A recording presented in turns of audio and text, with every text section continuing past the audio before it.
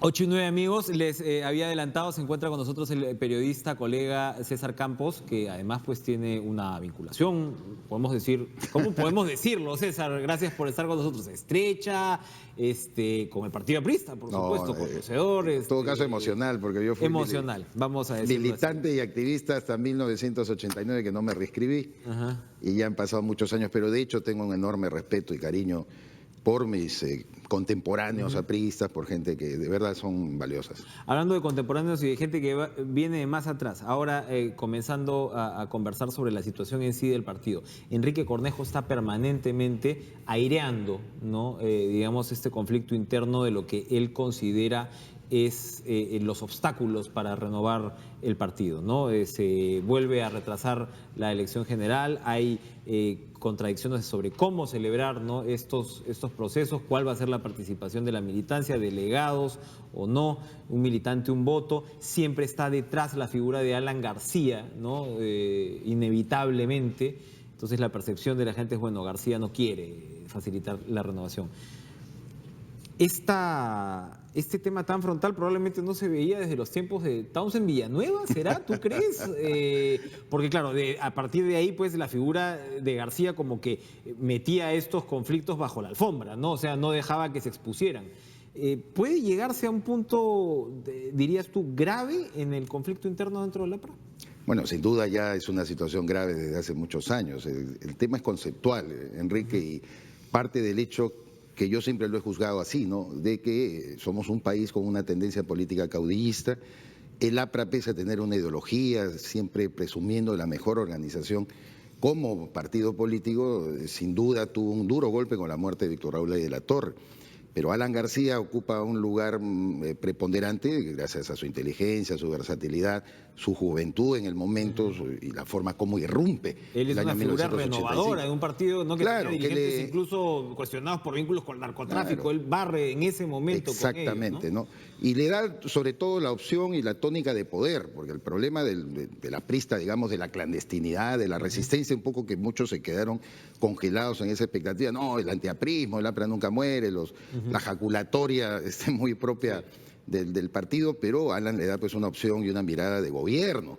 Y ahí es donde se produce la primera etapa, 1985-1990, cuyo balance no nos tenemos que demorar en situarlo como un desastre completo, como lo dijo Fujimori cuando asumió el 28 de julio del 90. Pero luego un segundo gobierno que reivindica, a mi parecer, digamos, la mejor forma de gobernar del país, como lo hizo Alan García. Pero una vez lo conversé contigo, desubica al APRA dentro del centro político. O sea, no hay peor fe que la del converso. Y a mí me da la impresión que el presidente García se convirtió, pues, como dice Juan Carlos Tafur, en el conservador que el Perú necesita, ¿no? El presidente conservador que le decía Pedro Rosselló allá de la Torre en la década de los 50. Entonces, eso es lo que me parece que desubica al partido aprista. Cornejo en eso tiene razón.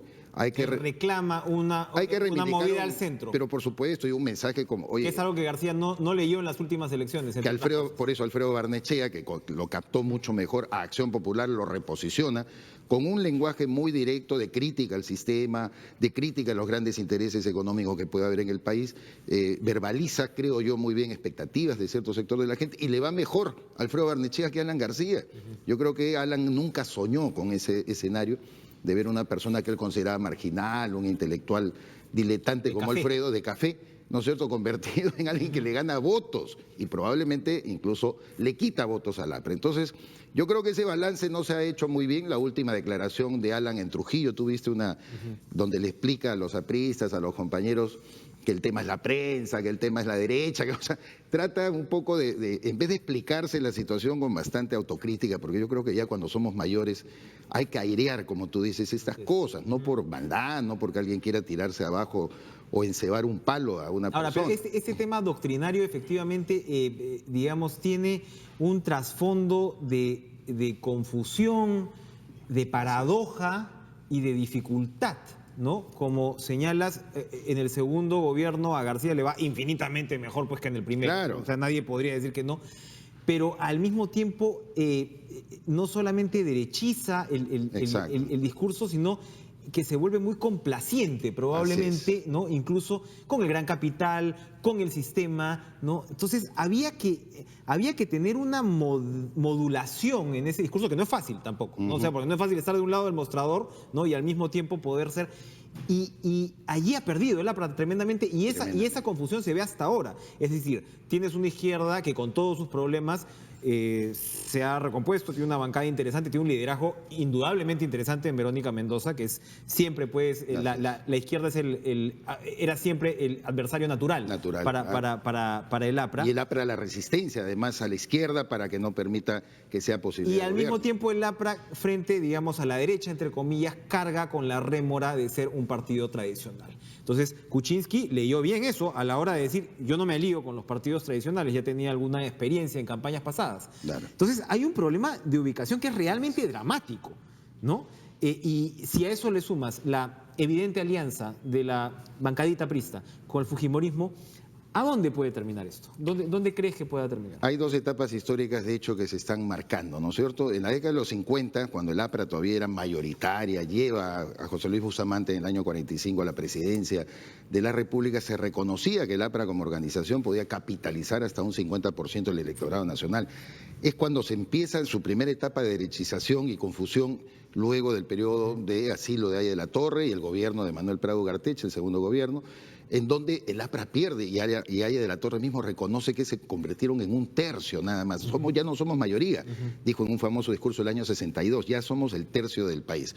Y la segunda derechización del APRA se ha producido durante el gobierno de Alan, que como tú bien dices, le faltó quizás verbalizar a través de un lenguaje social el reconocimiento de que el nuevo rostro social también del Perú estaba emergiendo. Era un discurso desarrollista, era un discurso de crecimiento. No, además de un hombre impresionado por lo que el capitalismo estaba ofreciendo a nivel mundial y eso es para un hombre tan inteligente como él algo que me parece que debió revisar mejor. Yo una vez le dije a varios ministros en una reunión privada de los apristas durante ese gobierno, oye, a mí no me gusta la foto que se toma Alan García con Carlos Slim, por ejemplo, el gran empresario mexicano.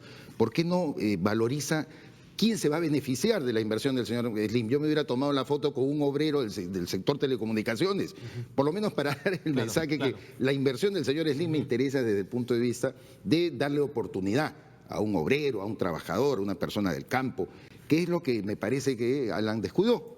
Es un tema de comunicación, es un tema de ¿Dónde están parados los actores apristas ahora a grandes rasgos? Es decir, Cornejo parece ser muy crítico de los llamados cuarentones.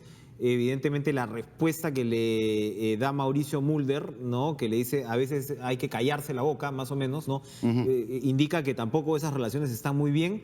No sé si Jorge del Castillo se la esté jugando más directamente por Cornejo, en la medida que sabemos pues que las relaciones entre García y del Castillo han sido, por decirlo menos, pragmáticas, ¿no? O sea, han tenido momentos de más que de tensión. Así es. Y ahí está el Castillo, en medio de todo ha regresado al Congreso. ¿Dónde están parados los dirigentes visibles del APRA en esta renovación? ¿Hay bandos? Yo creo que claro, y siempre los ha existido. O sea, tú has mencionado el caso dramático del pleito de Armando y Andrés, que fue para una generación como la mía sumamente dificultosa, porque era a la muerte de Haya de la Torre, y este sentido de unidad, de compañerismo, de solidaridad, de fraternidad que existía en el APRA, se quebró desde ese momento con mayor ahínco, digamos, porque ahí habían otros procesos anteriores.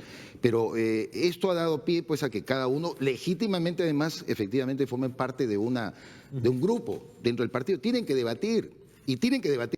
En ese sentido yo no creo que airear las cosas esté mal. No se puede trabajar todo dentro de un círculo. Oye, para las elecciones primarias del Partido Demócrata, Sanders no se peleaba públicamente con Hillary Clinton, pero una vez que se elige pues a la candidata, todo el mundo cierra filas. No, y sobre todo un partido que ha sacado 5%. Es decir, tú tienes que convencer hacia afuera.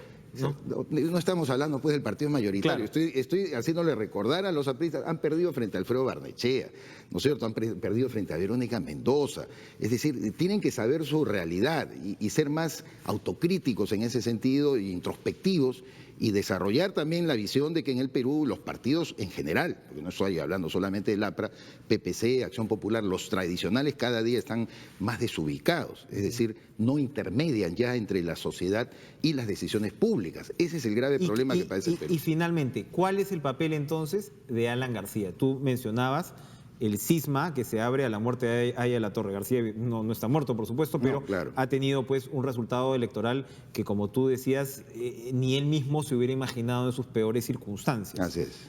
No es tampoco una muerte política, pero digamos Política no hay muertos. que claramente ya está más cerca del retiro en perspectivas del poder, ¿no?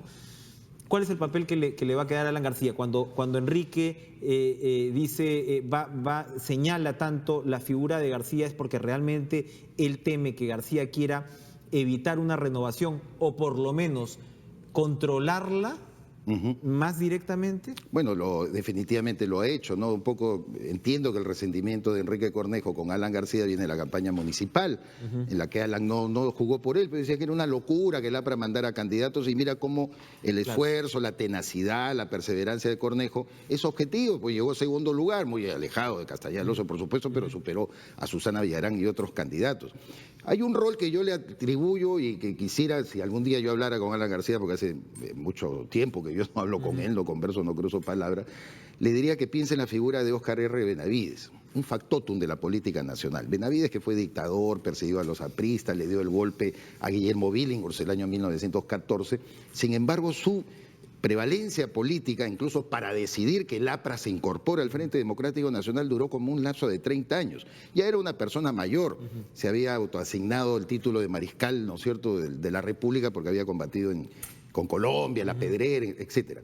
Pero el tema de la figura de Benavides como un factotum, una persona que es capaz de conciliar, llamar, reunirse, como hace García. García puede almorzar pues con Pedro Pablo Kuczynski, que no es un privilegio que tú y yo, salvo la entrevista que puedes hacer al presidente, no tienes de conversar, ¿no es cierto?, con el actual mandatario. Entonces, creo que Alan debe comprender ese papel. Y entiendo que García estuvo un día en el país para esto. O sea, fue muy, y claro, y se Pero pudo es un hombre reunir que con el puede presidente. efectivamente levantar teléfonos, llamar, reconciliarse con medio mundo y ser, como te digo, un organizador de opciones democráticas más amplias que no pasen solamente por el partido aprista. Yo creo que eso es lo que él debe entender. Él ya será un hombre de setentón también cuando termine el gobierno del presidente Kuczynski. Imagino que la gente no lo va a ver como una opción, creo yo, ¿no es cierto?, válida para ese momento. Entonces, creo que tiene unas cartas que jugar. Exactamente, es muy importante cuando ya te despojas de la vestimenta de posible candidato. La ciudadanía te mira con otros ojos. Mira a Luis Bedoya Reyes. Exacto, ¿no? No, y probablemente las cualidades que antes no se quieren ver por todo el encono político emergen, ¿no? Exactamente. Luis Bedoya ha cumplido ese papel y creo que todos le tenemos un enorme respeto, más allá de lo que se le haya combatido en su momento, que el partido de los gerentes de la derecha. Bedoya en este momento es uno de los patriarcas de la política peruana que uno escucha con respeto. No siempre estaremos de acuerdo probablemente con él, pero le tenemos un enorme respeto y consideración a lo que él puede hacer. La del estribo, César, ¿corre el riesgo de la desaparición en la APRA? Creo que corre el riesgo, eso es ya una propuesta más audaz, de la necesidad incluso hasta de remarketizarse, cambiar de nombre. Hay muchos partidos que lo han hecho y lo van a tener que hacer. Oye, el Partido de los Trabajadores viene de perder en Brasil dramáticamente, de 680 municipios, tiene solamente 250, perdió en Sao Paulo. Eso le pasó al APRA cuando perdió Trujillo, y desde ahí ni siquiera se ha recuperado. Trujillo era pues un bastión natural, histórico del APRA. Entonces, yo creo que sí corre el riesgo, no de desaparecer, pero de reacomodarse y participar de alianzas, de espectros políticos más amplios. De volverse más marginal, digamos, de quedarse en un margen si es que porque no se ponen las pilas. La capacidad operativa política creo que nadie le niega también a los apristas, ¿no? César Campos, muy interesante. Muchas gracias por estar con nosotros.